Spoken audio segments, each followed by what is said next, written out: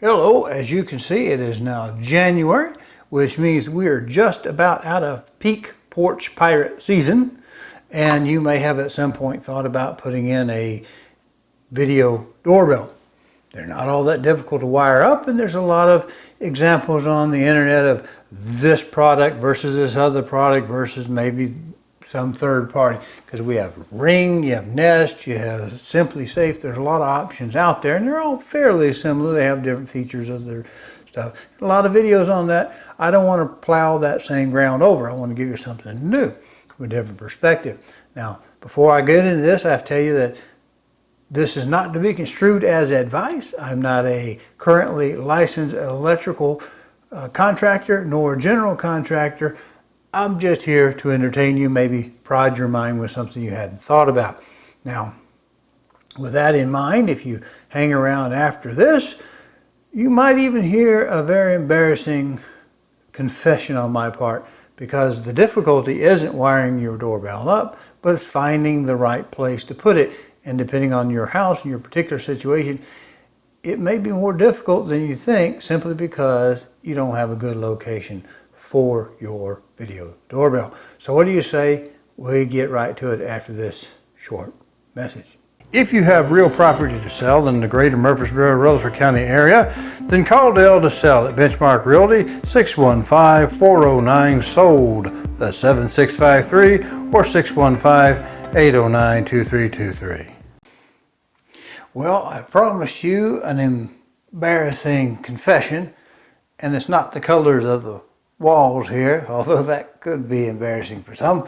But let's just talk briefly to give you a little background on the history of this house. When I first started laying this house out, it actually had side lights and transom light. It also had a full glass door. Now, for safety's sake, there are some burglar resistant glass involved that you can buy on a door, which will stop some of the breakage, because home invasions, some of them I've seen videos where people just crowbar their way in through the glass, reach in, undo the door. If it's tall enough, they just step through the broken glass, they can bring it out, step right in, they're in. Now I have a half glass door in the back, and for safety's sake, they could still come in here and say, if this is all glass here, break out that glass, reach in here and undo your deadbolt. So for safety's sake, if you have a half glass door, half light door, have a key only operated from the inside. That way they can break it out. If they do, they still can't get the door open. They have to kind of leg over at about 3.5 foot off the ground, have to jump through that hole. And that probably makes noise doing it. Now, here we're going to talk about the hand of the door. Unless I'm terribly mistaken, which is always possible, on a side swing door, hinges, door open, this is a left-hand door, because as you pull the door toward you, you reach with the left hand. And of course you put the switches on this same side, because if you come in the door swings open this way, you have to be able to get to those switches right there. Because I have a brick home, I have another challenge, and it's caused by this guy right here. The problem is, if I put a camera right where that wire is, it's easy to wire, but I end up with a big blinder like an old mule. I've got that blinder on the side and I can't see because that brick, I've got about 3 inches of brick there that I can't see past. Of course, brick comes in different sizes. That brick may actually obstruct more or less than you have. Now, I'll tell you what, we're going to talk pretty quick about how the door is framed, because again, like I said, if I take the door off, I might upgrade. And that may give me ability, even in my condition, to be able to get that doorbell wire off of the door frame and into the brick. So I actually have a nice flat surface. So let's look upstairs real quickly. Okay, now this is a picture of a typical rough opening. Now the rough opening as such is always going to be a little bit bigger than the door that goes in it. It's pretty straightforward. We have stud walls on each side, and they come up, and this one in the middle of the door, one on each side, is called a jack. It jacks up and holds the header boards up there. The header boards together, the two of them, make the header. and then allows for the weight of the floor or ceiling above to come down and hit one of those studs that would normally be in place that has been cut away for the door, to hit the header, to transfer that load down the jacks to the support below. Now let's see why people often put the doorbell wire in the door frame. Let's go to 3rd grade art class.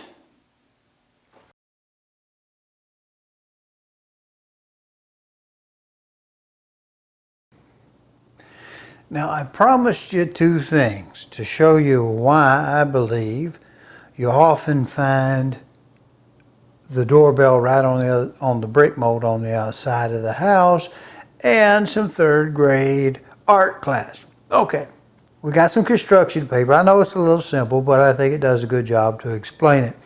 All right, from upstairs we saw that we had on the framing we had a stud, and then we had the jack stud that supported a header that spanned to the other side of the rough opening. And we know that the rough opening is a little bit larger than the door requires, so that they can get the door in and they can level it up and get it all perfect when they shoot it down.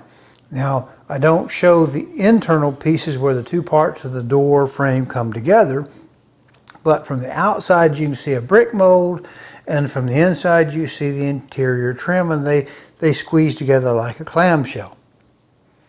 Now the brick mold then has a framing nail that runs, usually we'll find it run right through here, through the sheathing, into the jack stud. And the inside will be tacked down with little thin finishing nails and into one of the 2 studs. There'll be insulation between it, a little sheetrock. That's pretty common.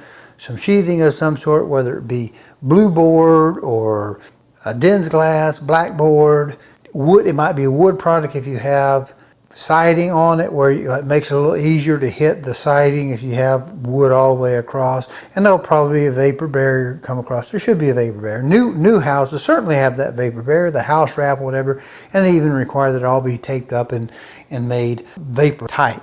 When they put this down, I told you I would explain why so many people will have it right here. And of course, I don't know everybody's house. Haven't been there, that sort of thing. The header boards sit on top of the jack, and they flush out for the sheetrock and the sheathing.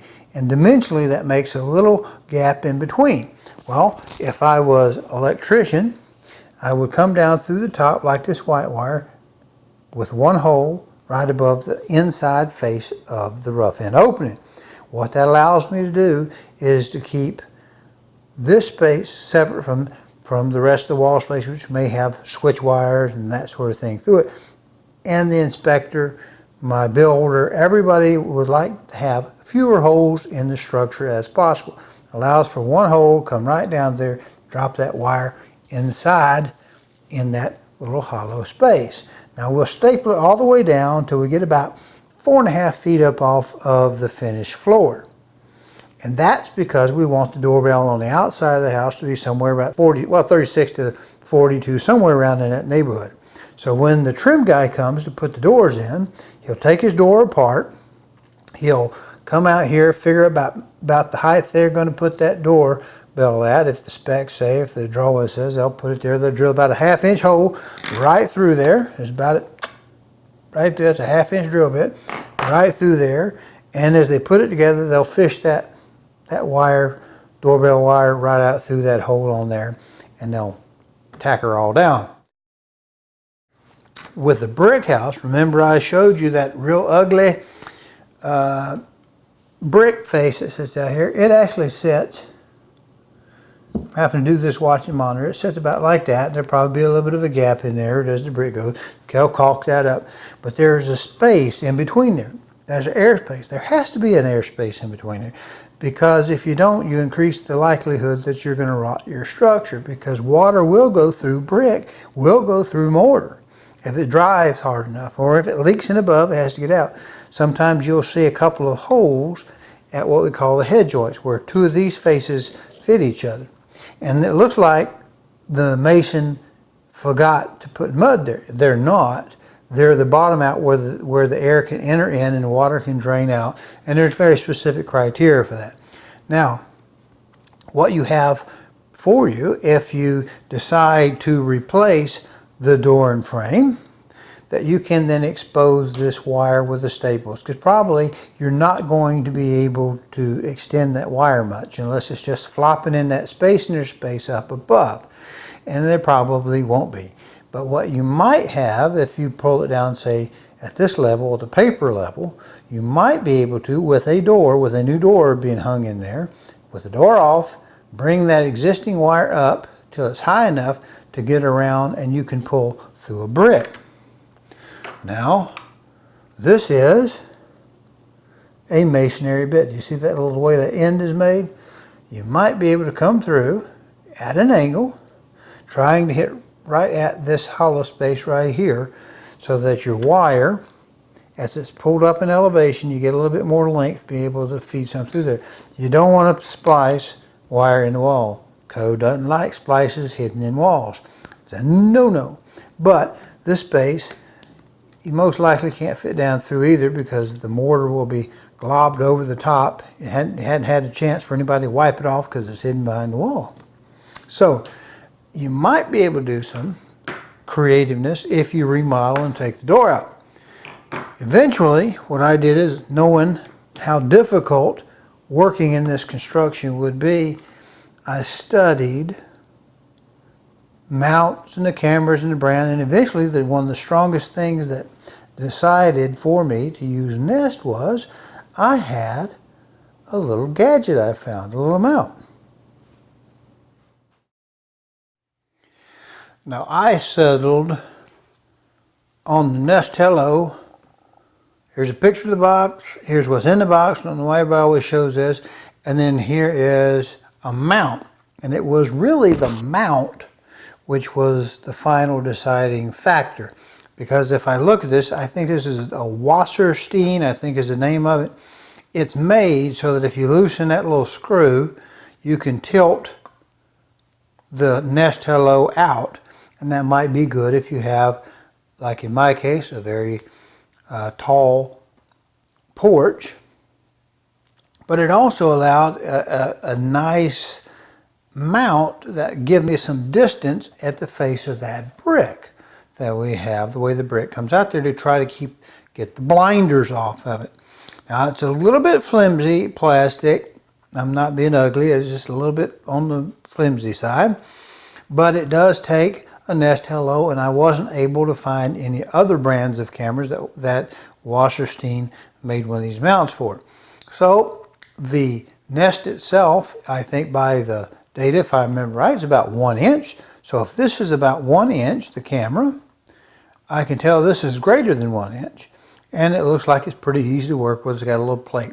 I put it over where the original doorbell was, and it felt a little bit cheap, and it stuck out from the brick, between the brick and the camera, stuck out a little bit, and I didn't like that. So I relocated it a second time, and when I did, made sure I tightened these guys up. I'd already seen some videos, so I got a pretty good look with it. So then I took on the back side of that little plate, the little flat plate as you see right there, put some RTV, some white silicone. You can't paint it, but when it sets up hard. And I moved it a little closer to the wall, leaving just enough room so I can get in there and pinch the housing if I have to take it off again. I think I probably want to kill this area. Nest, like I say, it may not be the best, but it has some neat features. And what do you say we look at some of the video? And what's coming up here, this first piece, is a video test. And I'm going to ring the doorbell. I find that motion, my position I got, it's a little hard to see, because as I walk up by the rails, you only see me moving through the guards, the porch guards, until I come up right through those multiple steps to come up there. Now when I ring the bell, you're going to hear a little bit of a muffledy sound as it rings inside, and then you'll hear almost instantly the sound being reflected, notification to the cell phone I have right there. So here we go. Video's gonna come out all right, but here I come up to the door. I'm gonna push the little doorbell. You hear it? So it's that quick. And I'm gonna talk a little bit just so we can get an idea of how the audio sounds from the front porch. Now what do you say we look at some night vision to see how it is? It's same old guy walking up the stairs. Give you a little audio test as it does this. And this is night mode with the porch lights not on, the door lights not on, the front room lights are not on. This is pure night vision mode. All right, this is pure night vision mode. No lights, no front lights, no eve lights, no nothing like that. Let's see if it works.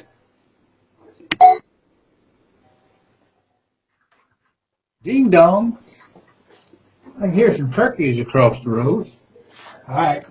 Well, let's see if it sounds like it did when it had lights.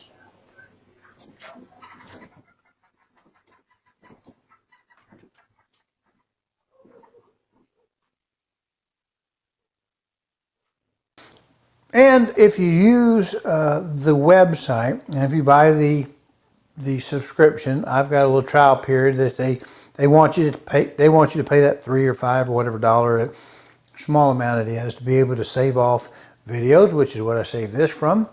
You can go back and review through the night, and they'll put little dots, one for sound and one for motion or whatever, or the other zone, which you can configure your different zones, and I may speak a little bit on that, or just cut this video off at this point because it's getting pretty long. But I will show you it caught a visitor last night, and it shows well enough that you can still make out the road that's about 75 yards from the front porch. You can see some action. I'll speed some of this up as we go, and I want you to see if you can recognize what this is.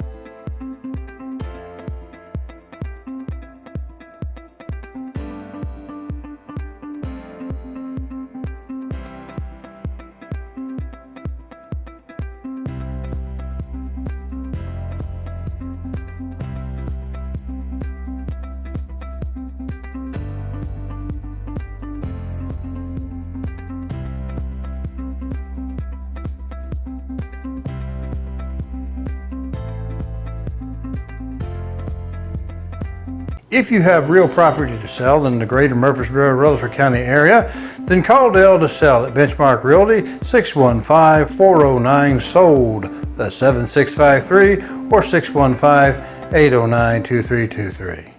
The camera also will do digital zoom in either night or day modes.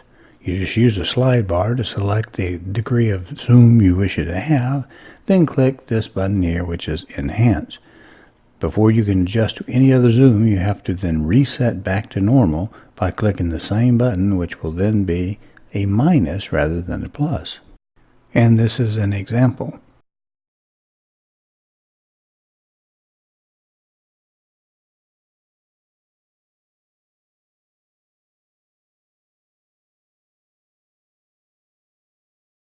Recall from earlier, there were two colored dots within the timeline. The first being kind of a gray, which seems to represent the default, and the red, which is a user-defined zone. You can actually define up to 4 zones, and there are purple, green, orange, and red. These zones will allow you to have an 8-sided polygon that you can stretch and shape depending on how you like.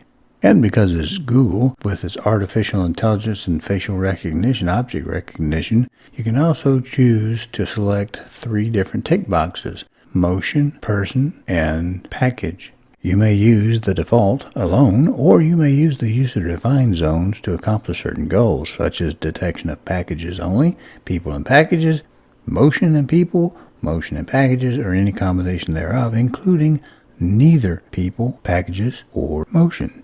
I further observed on the timeline that during the daytime, these 4 colored user-defined dots will actually dim down in night mode.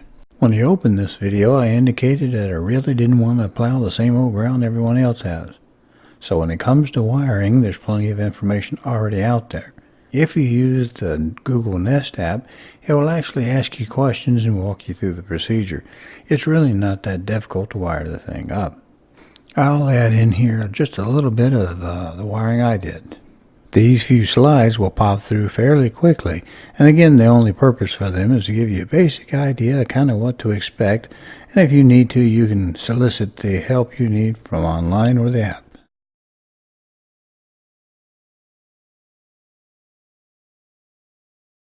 I should include something about the app. It works pretty well, and you can do most things that you can do on the PC on it. However, I couldn't quite master taking off video clips.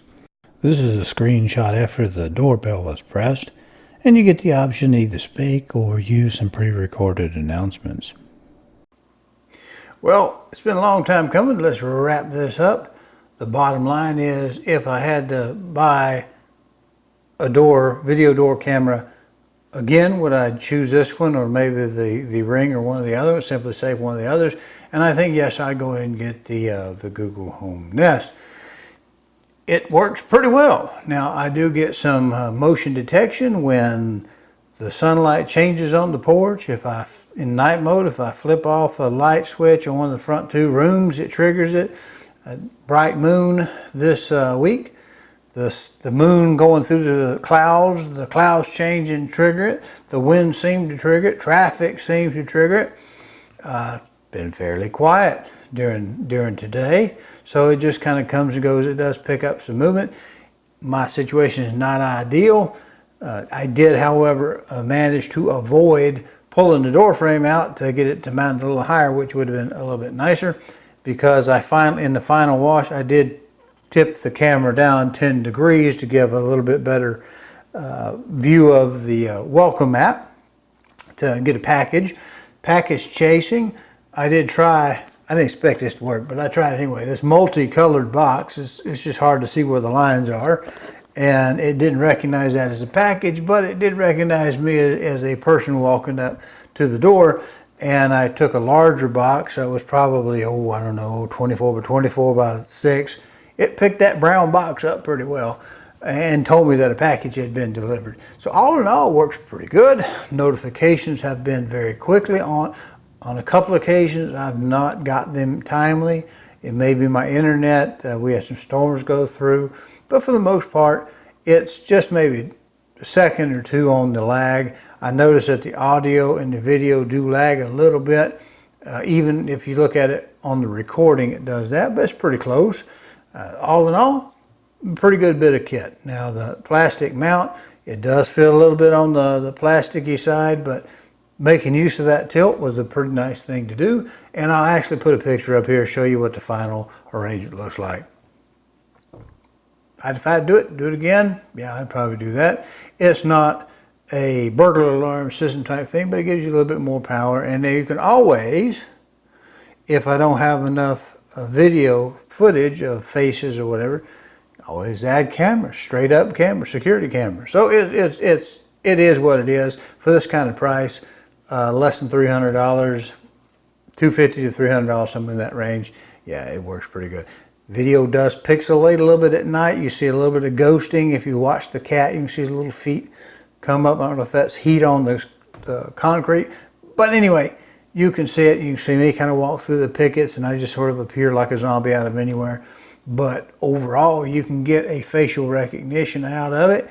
If you were to be porch pirated, we don't really have so much of that problem here, but it does give me a view of the front that I didn't have before with those that solid slab door with no glass in it. All right, appreciate you watching.